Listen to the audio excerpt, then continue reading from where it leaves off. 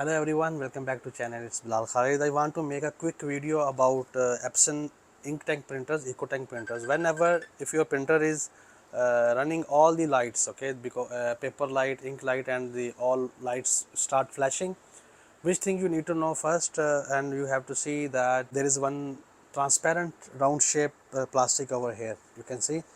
You have to make sure that this transparent plastic round piece should be fixed well with this gear. Whenever this will not fixed well with that gear, it's not initialized well. It will rotate fast, and it straight away it will show the all error lights over here.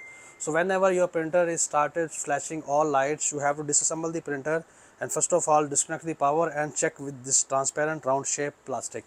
This transparent round shape plastic should be fixed well with the gear. If it's separate from the gear, fix it well, clean it well with the napkin, or then put small amount of super glue in the area where it's fixed, and then check again.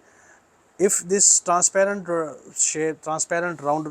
shape, this plastic will not rotate well, this printer will not initialize completely, because at the time of initializing, this plastic is rotate, and there is a timing of this plastic with this sensor over here. Hope you understand it. If your printer is starting flashing all lights, you have to show first of all this part.